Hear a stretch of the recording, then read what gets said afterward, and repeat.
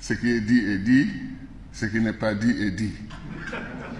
Donc, nous avons déjà entendu l'essentiel, mais comme vous me connaissez, quand on parle de l'intégration africaine, j'ai toujours envie de dire quelque chose.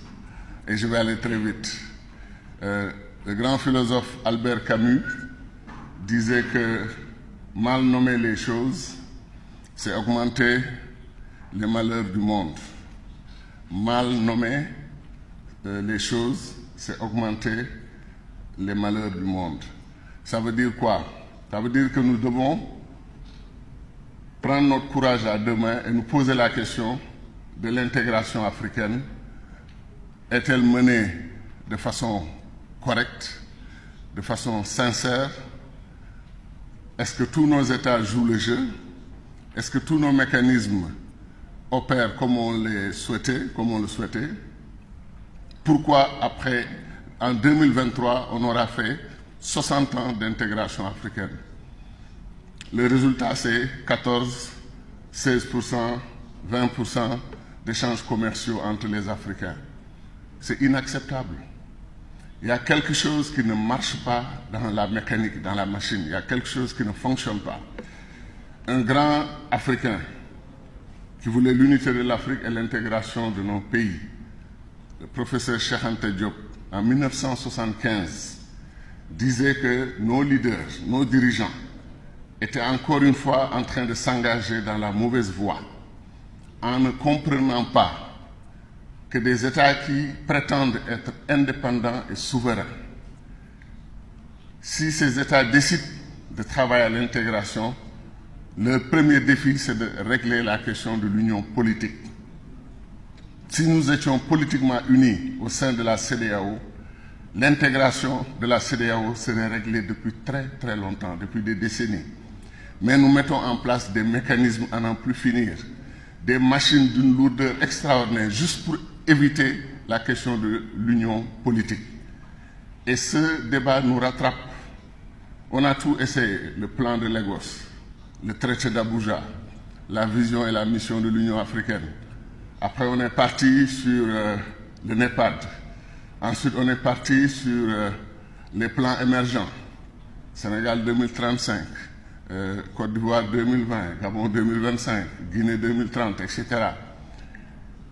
Et le grand chapeau maintenant, c'est quand l'Union africaine nous propose l'agenda 2063.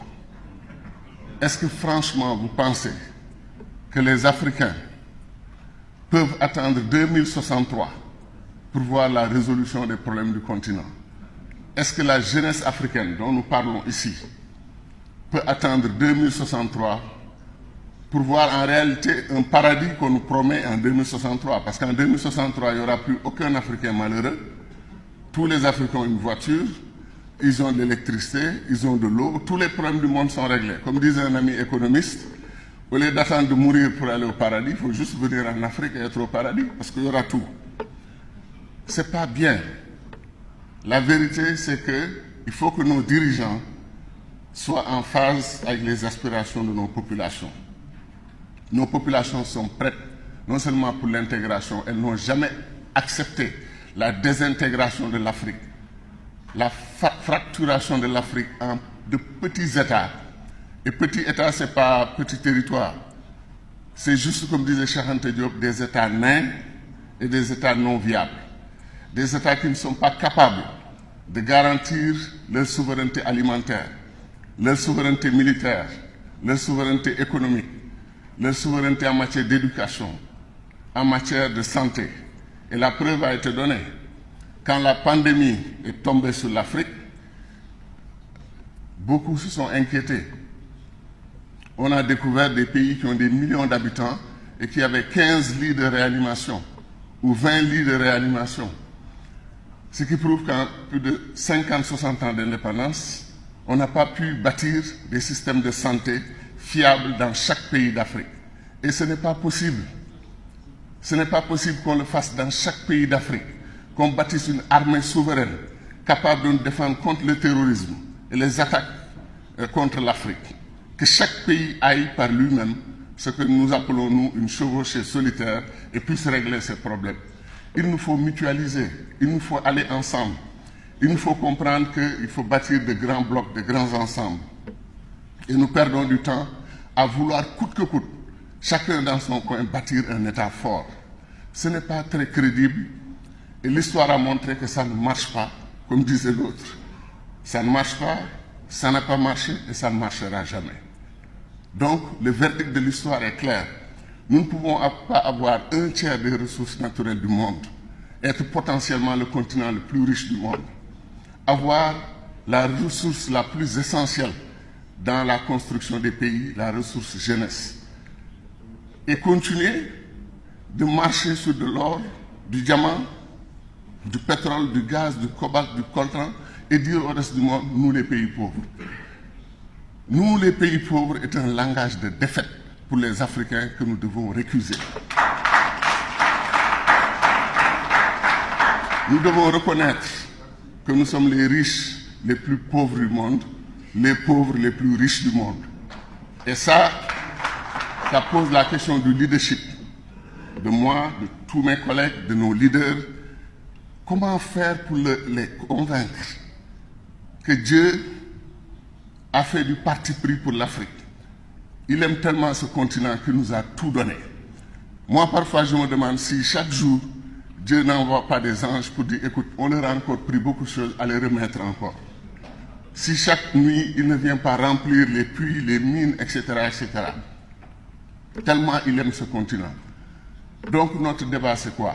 Intégration africaine, oui, mais si on le fait depuis 60 ans et le résultat n'est pas bon, c'est qu'il y a quelque chose qui ne marche pas. Quand est-ce qu'on va se réveiller? Et il faut éviter le réveil brutal. C'est quand les jeunesses africaines qui vont mourir dans la mer, qui vont mourir dans le Sahara, décident dans leur propre pays maintenant de déferler dans leur pays et de trouver une solution. Le temps de la rupture a sonné. L'Afrique souffre. L'Afrique souffre. L'Afrique souffre. Et il me fait mal, moi, d'entendre à 6 h du matin sur les radios internationales qu'on a massacré 53 gendarmes au Burkina Faso. On tue 2 militaires en France ou en Amérique. C'est le président de la République qui va à l'aéroport pour accueillir les corps. Ils valorisent leurs forces de défense et de sécurité.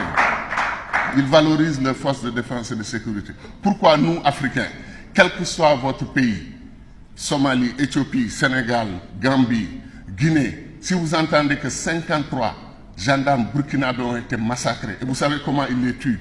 Ils les égorgent. Ils les massacrent, ils les brûlent. Vous l'apprenez, prenez votre petit déjeuner, vous allez au travail tranquillement. Comme il ne s'est rien passé. Pourquoi on n'a pas marché dans nos capitales pour soutenir le Burkina Faso? Vous voyez la situation du Burkina aujourd'hui.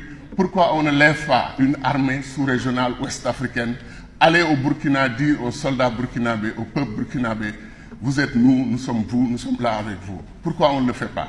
Chacun attend qu'on vienne l'attaquer dans son pays, qu'on tue au Niger, qu'on tue au Tchad, qu'on tue au Mali. Quand est-ce que les Africains vont se réveiller? Quand est-ce que les Africains vont se réveiller? Ce que nous faisons ici, c'est excellent. Parlons de nos problèmes immédiats, trouvons des solutions.